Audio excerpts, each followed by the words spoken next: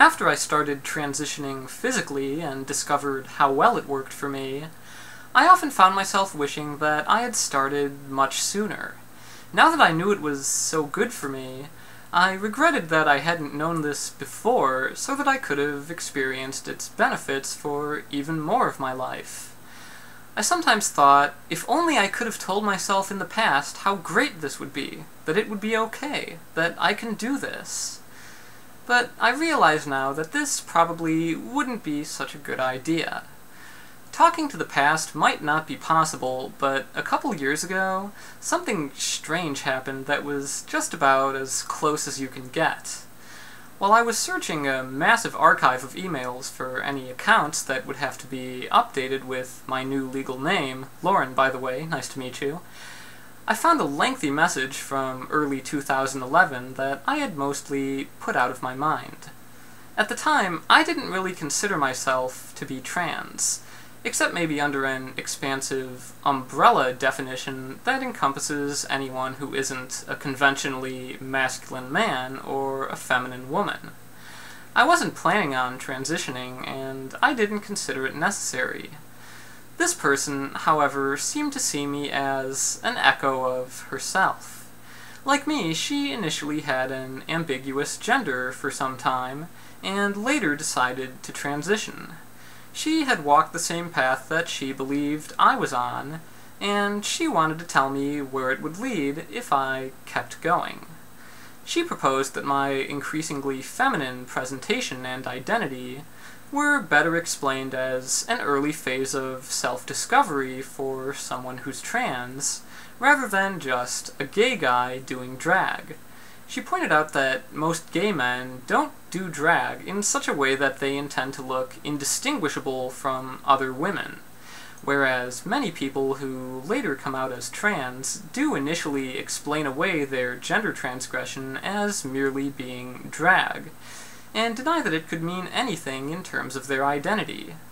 Just to drive the point home, she suggested that if I really considered myself a guy, then I might want to try presenting as a guy, and see if I was comfortable with that. After all, people who do identify as men typically want to be recognized as men. She also predicted that if I did see myself as a man, then I would be just fine with the continuing masculinization of my body as I grew older, but if not, then maybe I should consider the conventional treatment to halt this. That is, transitioning. Of course, these are all completely valid points. Every bit of this ended up being applicable to me. Back then, plenty of people thought I had either transitioned already, or I was clearly heading in that direction. It was probably obvious to just about everyone, and for trans women who've been through this already, I'm sure it was even easier to make informed guesses about my situation. The person who sent me this message even told me, after I finally came out, that she was hoping to spark the realization that I was really trans. I can look back now with a cool and distanced perspective and marvel at how accurate her predictions were, but at the time, it scared the hell out of me. Yes, I should have realized that these were all meaningful clues to where my life was going.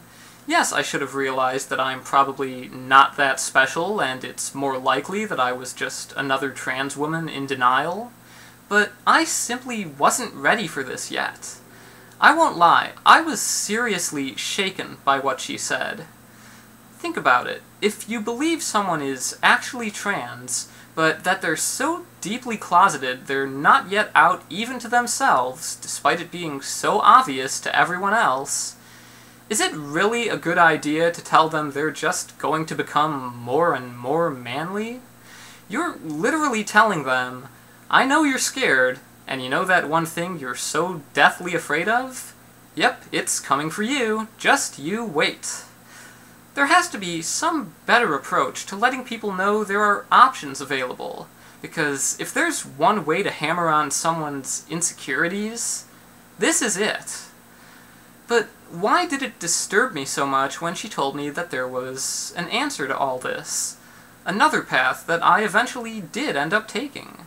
Did she uncover some previously unarticulated desire to be a woman, forcing me into a traumatic epiphany without warning? Actually, no. It wasn't even that. I was already aware that transitioning was a possibility.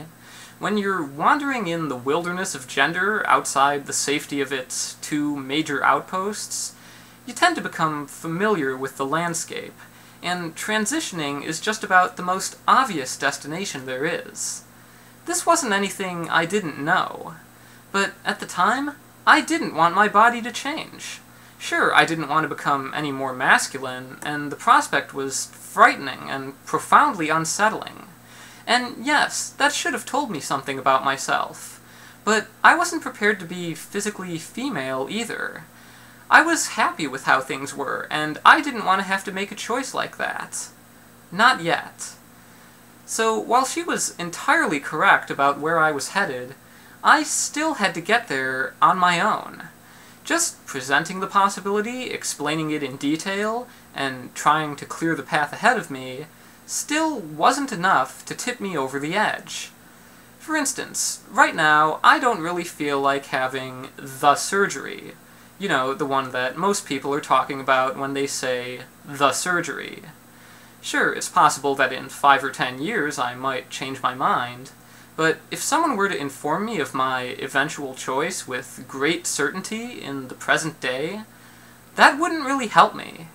If anything, it would just make me worry about how long I had before my body began to feel not just odd, but unbearably wrong to the point of forcing me into action. The really strange thing is, I know she was trying to help. I know she just wanted to provide me with some key insight she thought I was missing, an answer that would clear up the confusion she assumed I was suffering from. The questions she posed to me weren't original. They crop up every time someone asks for advice about their gender, and they're intended to trigger exactly that kind of insight. These are questions like, if you could have been born and lived your entire life as the opposite sex, would you want to? Would you be disappointed if a hypothetical test told you with 100% certainty that you're not actually trans? If you could press a button to turn yourself into a man or a woman instantly, would you? And of course, how would you feel about becoming steadily more and more masculine or feminine over your lifetime? She wasn't totally right about what I actually needed at that time, but ever since I started transitioning, I've often found myself in the same position as her. I've posed some of those very same questions to people when they've asked for help with figuring themselves out. Once you've been through it yourself, and someone else wants to know what they should do about their gender, you sometimes see an echo of yourself in them. And when you recognize that, there can be the temptation to evangelize a bit, to try and show them an enthusiastic and encouraging vision of what could be. To say, hey, I've been there before too, so here's what you do. Here are the cheat codes. There's your answer. Now you can skip all that and go right to the end. But there are no cheat codes, and you can't just skip all that. Nobody gets to the point where they're prepared to transition without first going through their own personal version of all that. And if they aren't there yet, it's not my place to give them this sort of unsolicited advice. They might not be ready for it, and this definitely isn't the time to pepper them with your personal speculation about their identity. Even when someone gives every indication of being trans, even when it seems that they're almost all the way there and just need somebody else's permission to admit it to themselves, I've still always made sure to tell them that their identity is their own to choose and discover and design, and no one else can dictate that for them. When I see an echo of my earlier self in someone else, just as she once did, I force myself to remember what it felt like when I was on the other side. I remind myself that no matter how badly I might want to give them the answers I think they need to hear, that never helped me one bit when I was in their place. When you've walked the same path and you can tell someone where they're going to end up, that's not a power to be used without tact, discretion, and the gentlest approach possible. And when I start to see her reflected in me, that's how I know where to stop.